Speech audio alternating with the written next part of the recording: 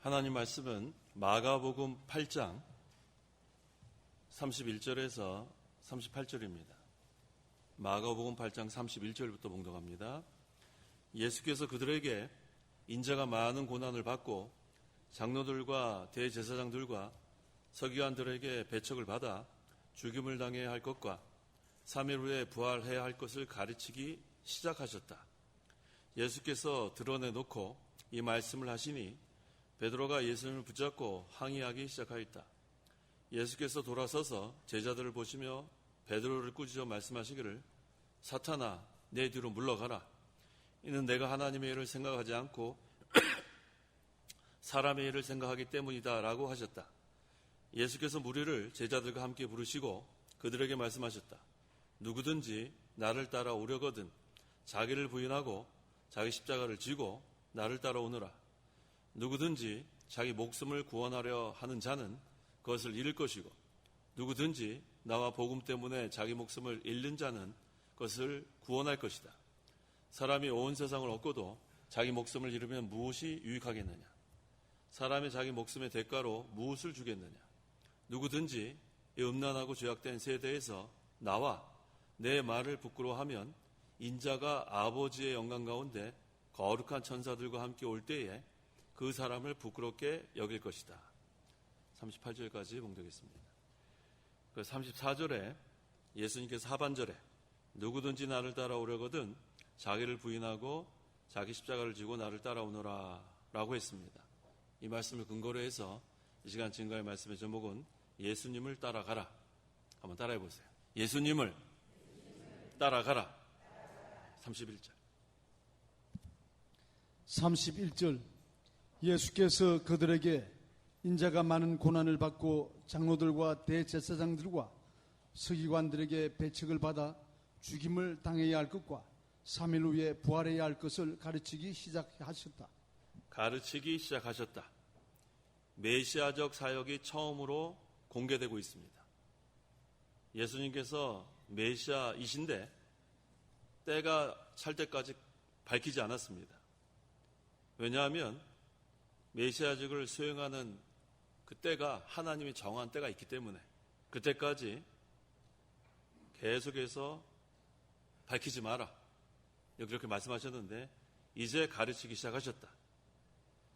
당시 유대인들은 그 메시아관이 잘못됐어요. 그래서 예수님께서 때가 돼야 이것을 이렇게 공개적으로 밝히지 그 전에 밝혔다면 어떠한 방해를 할지 모릅니다.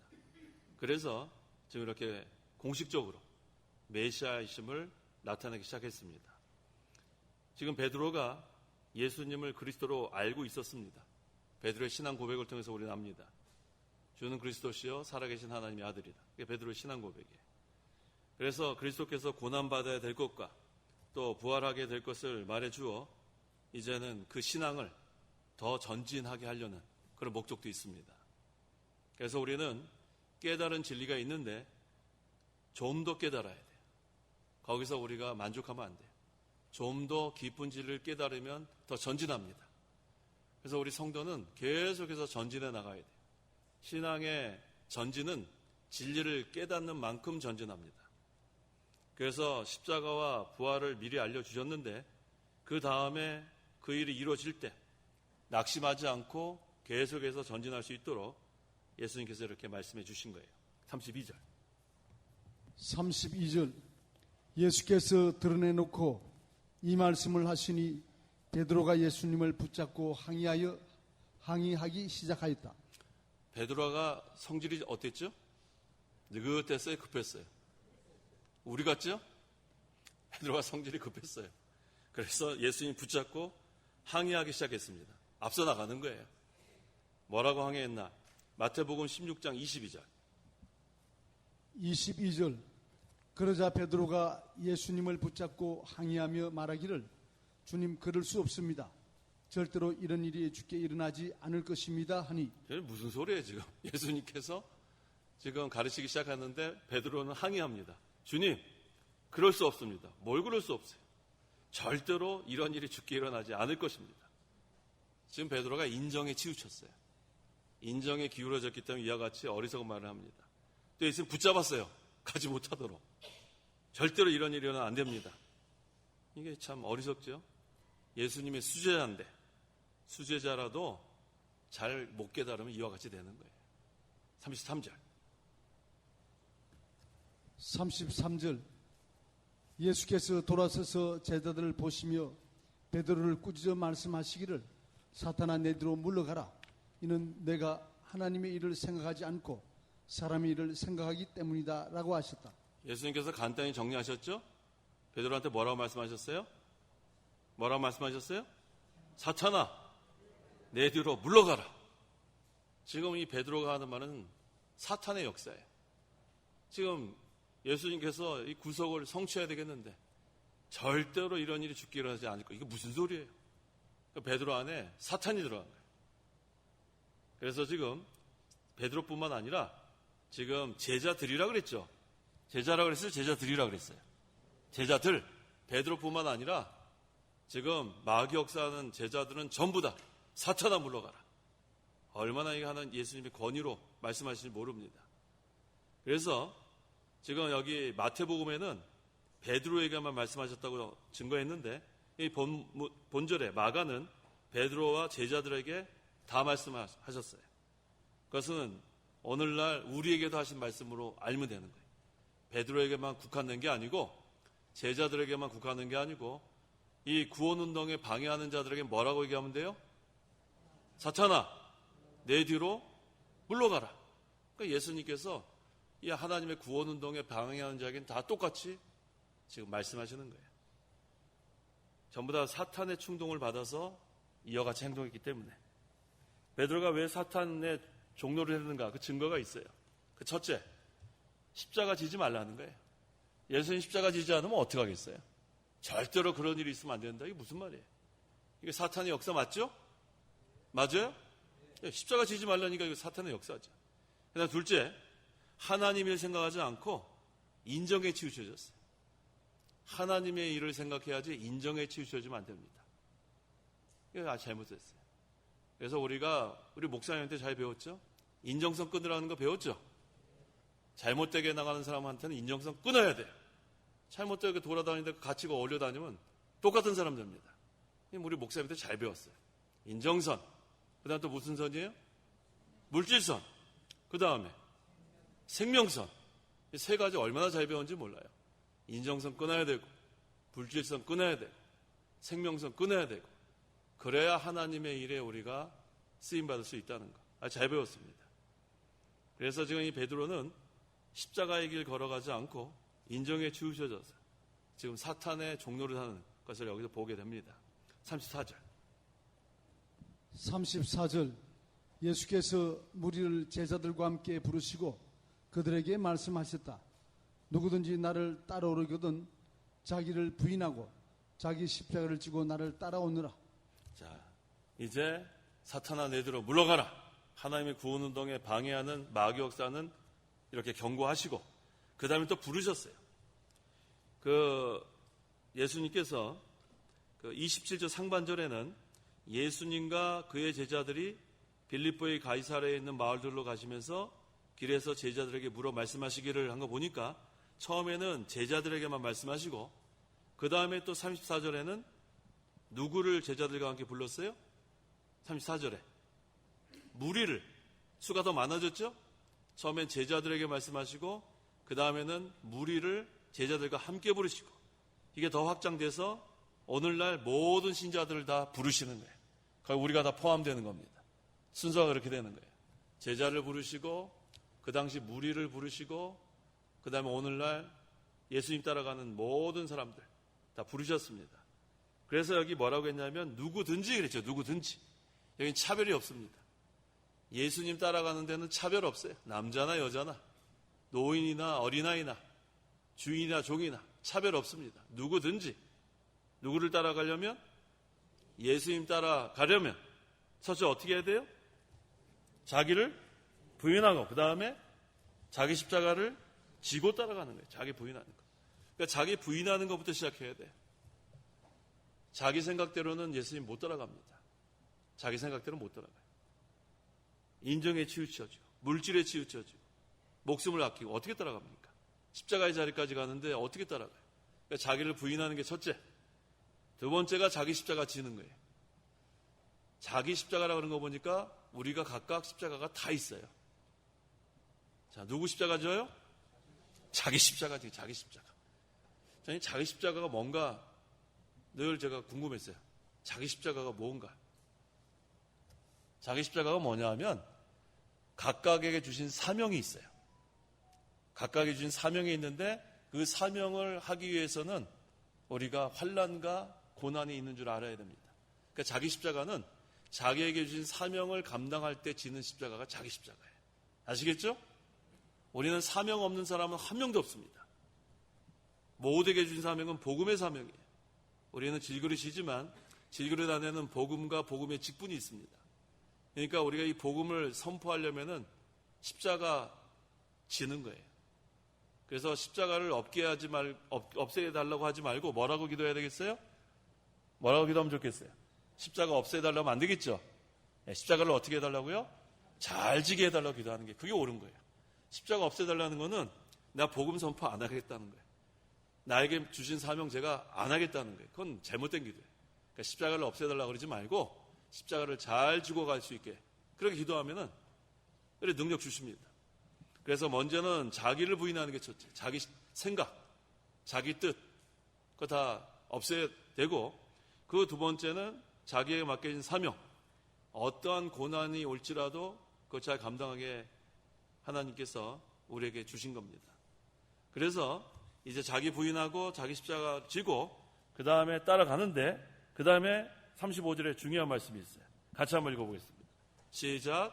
누구든지 자기 목숨을 구원하려 하는 자는 그것을 잃을 것이요. 누구든지 나와 복음을 위하여 자기 목숨을 잃는 자는 그것을 구원할 것이다. 생명선. 아까 인정선에 베드로 넘어갔죠. 그 다음에 물질선. 그 다음에는 생명선. 인정선, 물질선, 생명선. 그래서 육신의 목숨을 중히 여겨서 그 목숨 때문에 주님 따라가는 거 중지하면 영적 생명의 역사가 중단됩니다. 그러니까 우리는 영적 생명의 역사가 중요한 거예요. 생명의 역사. 그런데 이 육신의 목숨, 육신의 일 때문에 우리가 예수님 따라가는 거 중단하면 그때부터는 힘이 없어요. 육신적으로는 뭐 건강할지 모르지만 영적 생명의 역사가 중단됩니다. 그런데 반대예요. 자기 육신의 목숨 내어놓고 따라가면 그 다음에 영적 생명의 역사가 커요. 아주 감당하기 쉽습니다. 그러니까 목숨을 내놓고 나간 사람은 감당하기 쉽고 목숨 때문에 육신의 일 때문에 예수님 따라가는 거 중단하면 영적 생명의 역사가 중단되는 거예요. 그래서 우리는 영적 생명의 역사를 우선시해야 돼요. 무슨 역사요? 영적 생명의 역사. 우리 영이 살아야 돼요. 영. 살리는 것은 영입니다. 말씀으로 영이 살아야 되고 우리가 말씀 순종하면서 계속해서 영의 역사, 생명의 역사가 있어야 되는데 우리가 육신의 일 때문에 이것을 등한시하게 되면 그 다음에는 영적 생명의 역사가 중단되는 거예요. 그래서 이 생명선 넘어가야 됩니다. 그러면 영적 생명의 역사가 아주 강해요. 그래서 우리가 예수님 따라가려면은 이제 어떻게 해야 되는가? 다른 말로 하면 참된 제자가 되려면 어떻게 하는가? 같은 말이에요. 예수님 잘 따라가는 거는 예수님의 참된 제자가 되는 거예요. 첫째, 진리를 깨달아야 돼요. 진리를 깨닫지 못하면은 못 따라갑니다. 진리를 깨닫지 못하면은 그 다음에는 오히려 방해하는 자가 될 수도 있어요. 참된 제자 못 됩니다. 두 번째, 예수님 잘 따라가려면 성령의 인도를 받아요. 성령의 인도. 우리가 예수님 믿을 때 성령 세례 다 받았어요. 우리 안에 성령이 내주하십니다. 그래서 예수님 따라갈 때 우리 혼자 힘으로 못 따라갑니다. 우리가 무슨 힘이 있어요? 근데 성령의 인도를 받아 나가면 예수님 따라가는 거예요. 세 번째, 십자가를 각오해야 돼요. 아까 누구 십자가 지고 나가라고요? 자기 십자가. 자기 각자에게 주신 사명이 있는데 그 사명을 감당할 땐 고난이 반드시 온다. 근데 거기서 내가 중단할 수 없다. 예수님 따라가는 거 중단할 수 없다. 그런 십자가를 각오하고 나가는 거. 참된 제자입니다. 넷째, 하나님의 일을 먼저 생각해야 돼요. 하나님의 일. 육신의 일을 생각하면 영적 생명의 역사가 일어나지 않아요. 그러니까 하나님의 일을 먼저 생각하는 것. 그 다음에 다섯째, 영의 생명으로 살아야 돼. 영의 생명. 이게 인정선, 물질선, 마지막에 있는 생명선 넘는 거예요. 영의 생명에 사는 게 중요하지, 이 육신의 생명은 언젠가 죽지 않겠습니까? 그러니까 먼저 죽고 나중에 죽고 그 차이밖에 없어요. 좀 먼저 죽으면 어때요? 그러면은 하늘나라 더 오래 사는 건데. 그렇죠? 이 세상 오래 살면은 하늘나라 가서 사는 그 기간이 더 주는 거예요. 근데 먼저 하늘나라 가면 하늘나라 가서 사는 게 더 오래 길어지는 거 아니에요? 그러니까 긍정적으로 생각하세요. 그래서 우리는 영의 생명으로 사는 게 중요하다. 그게 바로 생명선 넘어갑니다. 몇 번째죠? 여섯 번째, 예수님 재림을 준비하는 거예요. 예수님 재림 준비해야 돼. 이제 우리가 이 말세는 예수님 초림부터 재림 그 기간을 다 말세라고 하는데, 그 가운데서도 지금 말세의 마지막 때입니다. 예수님께서 언약하신 것들이 다 지금 이루어졌어요. 이루어지지 않은 게 한 가지 남았죠. 뭐 남았습니까? 재림 남았죠. 예수님 재림하실 때 뭐 타고 올라가셨어요? 구름 타고 올라가신 거 확실해요? 어디 나옵니까? 어디 나옵니까? 사도행전 1장. 사도행전 1장. 10절 11절. 10절. 예수께서 올라가실 때에 그들이 하늘을 바라보고 있었는데 갑자기 흰옷을 입은 두 사람이 그들 곁에 서서 말하기를, 갈릴리 사람들아, 왜 너희는 하늘을 바라보며 서 있느냐? 너희에게서 하늘로 들림을 받으신 이 예수께서는 너희가 하늘로 가신 것을 본 그대로 오실 것이다 라고 하였다. 구름이 나와야 되는데 구름. 9절. 사도행전 1장 9절. 9절. 예수께서 이 말을 하신 후에 그들이 지켜보는 가운데 들려 올라가시니 구름이 그분을 그들의 시야에서 사라지게 하였다. 구름이 나와야 돼. 구름. 그렇죠? 구름 타고 올라가셨는데 그 11절에 보니까 너희가 하늘로 가신 것을 본 그대로 오실 것이다. 뭐 타고 오세요? 구름 타고 오시는 거예요. 이 구름은 뭘 상징하냐면 하나님의 영광. 영광 가운데 승천하시고 영광 가운데 재림하시는 거예요. 근데 너희가 본 그대로 오실 것이다. 가시적 재림. 우리의 육신의 눈으로 볼 수 있도록 오신다는 거예요.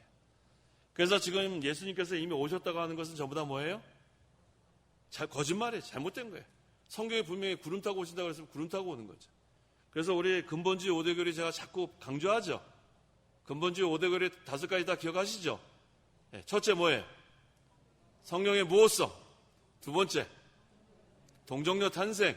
세 번째, 대속적 죽음. 그 다음에 육체적 부활. 그 다음에 가시적 재림. 이 5가지 어떻게 외우는지 아세요? 첫째는 성경. 순서대로 하는 거예요. 그 다음에 탄생. 그 다음에 죽음. 그 다음에 부활.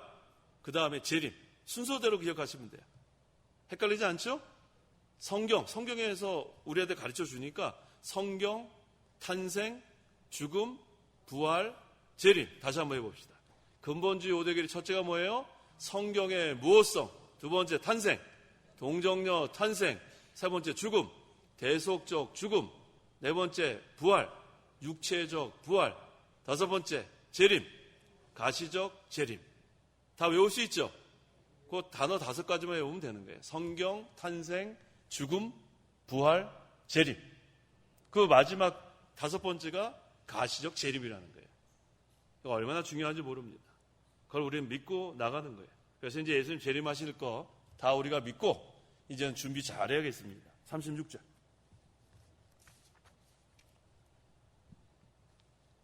36절. 사람이 온 세상을 얻고도 자기 목숨을 잃으면 무엇이 유익하겠느냐? 이 세상 모든 걸 다 소유했습니다. 근데 뭘 잃었어요? 자기 목숨 잃으면 뭐예요? 뭐라 그랬습니까? 무엇이 유익하겠는가? 그러니까 육신의 생명 조금 더 살겠다고 영의 생명을 우리가 무시하면 그건 아주 유익하지 못하다는 거예요.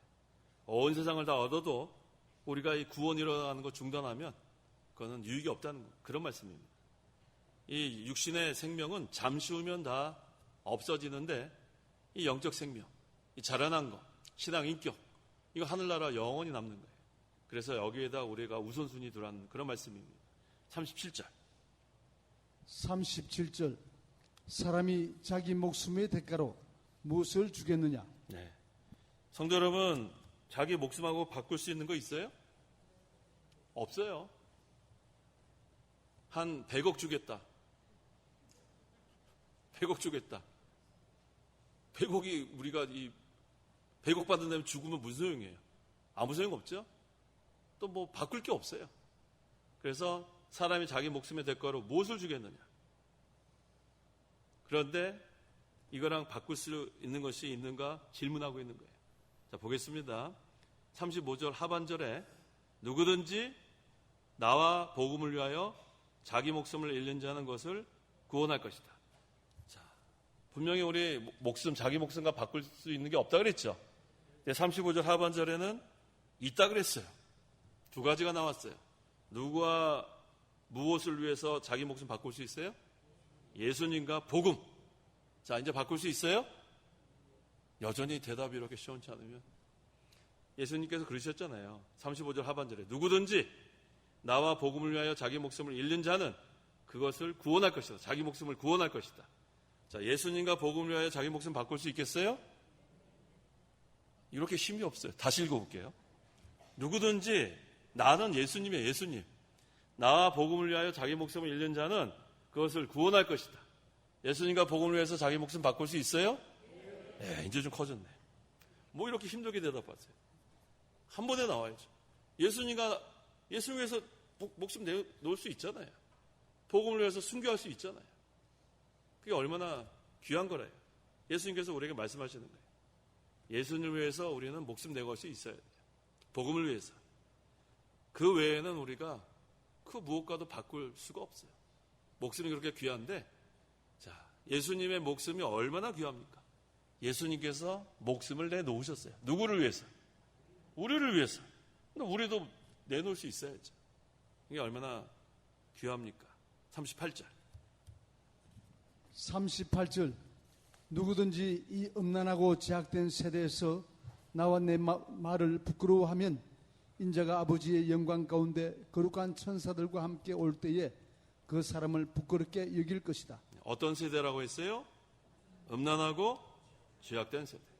실제로 음란해요. 세상이 얼마나 음란한지 몰라요. 뭐 소돔 고모라, 우리가 뭐 성경에 나오는 소돔 고모라 뭐 더하면 더했지 덜하지 않은 것 같아요. 그 다음에 죄악이 관영했습니다. 죄악이 가득 찼어요.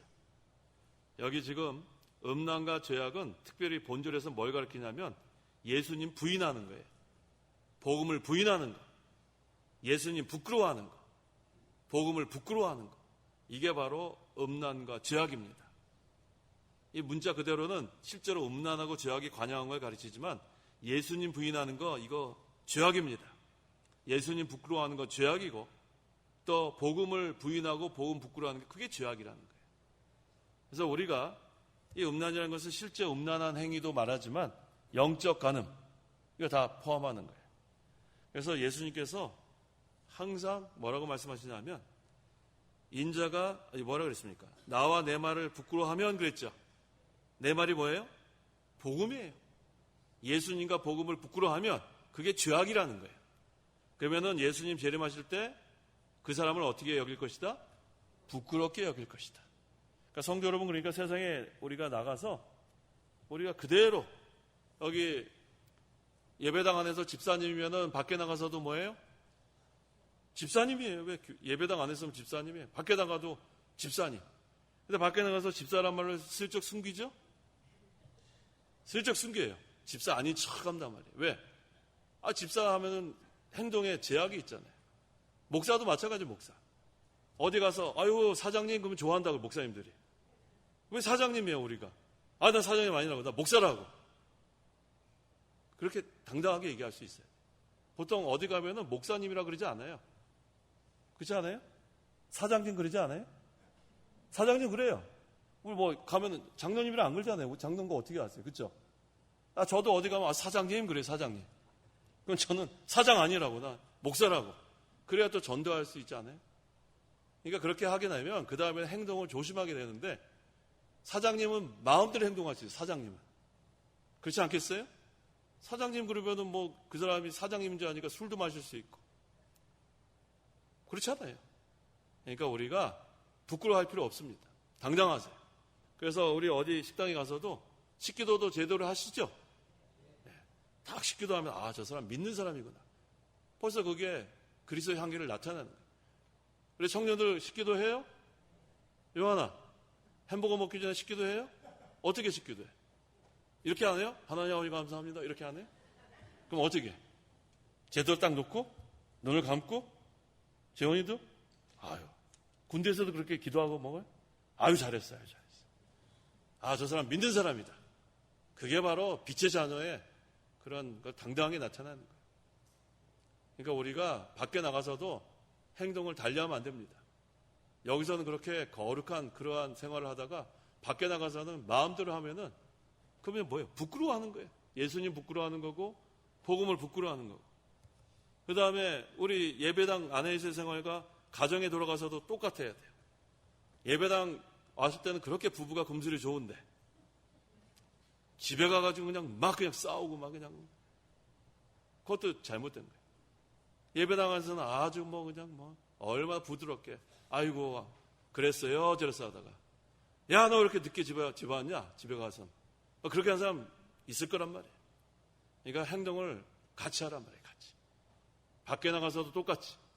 그게 바로 신자의 생활이에요. 신자의 생활. 가정에서의 생활, 사회생활, 교회 생활이 다 같아야지. 밖에 나가서는 마음대로 그냥 하고 싶은 행동 다 하고 가정에서도 막 그냥 하고 싶은 말 다 하고 예배당만 오면 천사가 되는 거예요. 예배당에는 못된 사람을 찾아볼 수가 없어요. 지금 아무리 봐도 천사 같아요.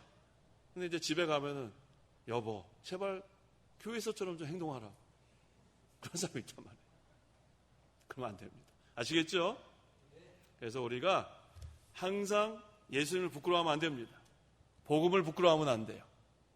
우리는 항상 예수님 나타내고 복음을 나타내는 그런 성도가 되어야 합니다. 그래서 여기 지금 이 죄악은 바로 그걸 가리키는 거예요. 예수님 부끄러워하는 거, 복음 부끄러워하는 거, 그건 부인하는 거예요. 부인하는 거. 그 다음에 아까 그 실제적 음란도 있고 영적 간음도 있다고 했는데 그것이 무엇인가 보겠습니다. 요한계시록 17장 1절과 2절. 1절 일곱 대접을 가진 일곱 천사 가운데 하나가 와서 내게 말하기를 이리 와라. 내가 많은 물 위에 앉은 큰 음녀가 받을 심판을 내게 보여주겠다. 땅의 왕들이 그 여자와 더불어 음행을 하였고 땅에 사는 자들도 그 여자의 음행의 포도주로 인해 취하였다라고 하였다. 네, 세상에 취하는 게 영적 간음이에요. 세상에 취하는 거. 세상의 음료와 같이 포도주와 같이 부드럽게 유혹을 합니다. 그러면 한 잔 마시면 취한단 말이에요. 그러니까 하여튼간 이 알코올이 들어있는 음식을 마시면 취합니다. 그러면은 세상에 취하는 것과 같은 거예요. 그 다음에는 점점 이 주량이 늘어나는 거예요. 처음에 한 잔에다가 두 잔, 세 잔 마찬가지예요. 세상에 취하면 점점 세상에 도취되는 그렇게 되면 믿음에서 떠나게 돼 있어요. 세상에 취하게 되면 믿음에서 떠나게 됩니다. 그래서 회개하고 돌아오라는 거예요. 회개하고 돌아오라. 이 세상에서 예수님과 복음 부끄러워하는 것은 세상에 취하는 겁니다. 그래서 우리가 항상 예수님을 따라가려면 돌아서야 돼요.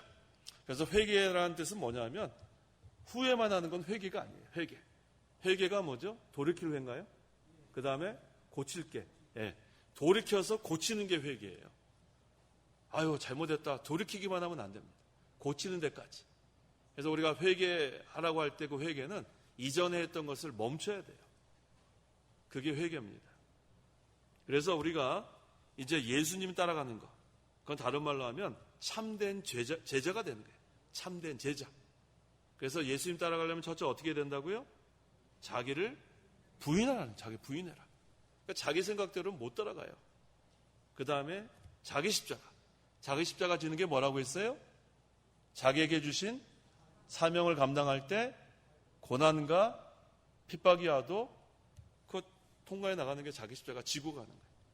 이게 왜 자기 사명 감당하다가 고난과 죽음 이런 것을 통과하는 거냐면 예수님 보면 알잖아요. 예수님의 사명이 뭐냐면 십자가 지고 십자가에서 죽는 게 예수님의 사명이란 말이에요. 십자가 질 때 고난이 많았죠? 근데 십자가에서 죽었잖아요. 그러니까 우리도 그대로 그거 적용한 거예요. 제가 제 생각대로 한 게 아니라 제가 그렇게 적용해서 해석한 거예요.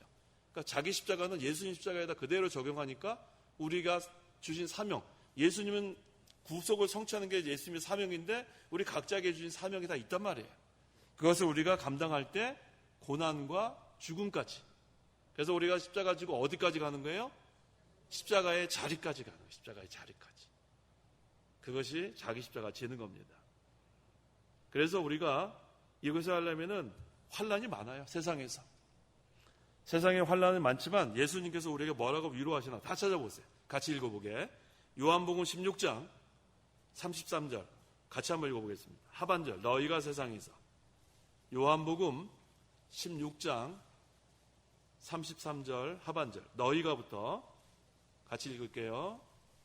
다 찾으셨어요?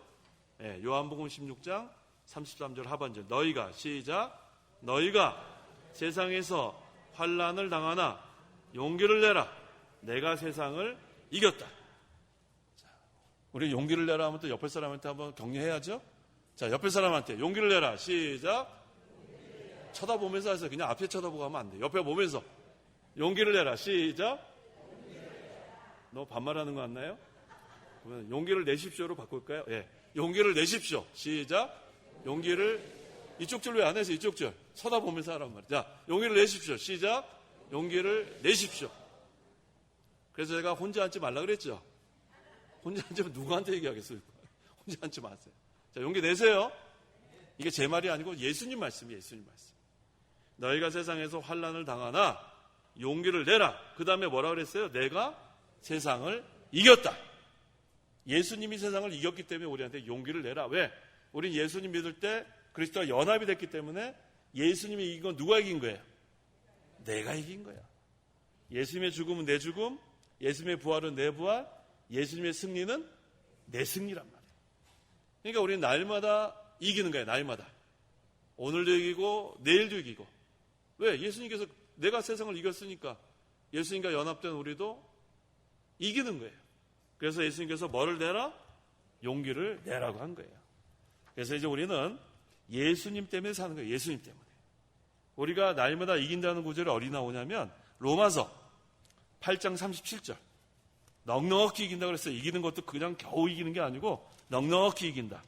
어디 있습니까? 8장 37절. 로마서 읽어보세요. 37절 우리는 이 모든 일에 우리를 사랑하시는 분으로 말미암아 넉넉히 이긴다. 어떻게 이겨요?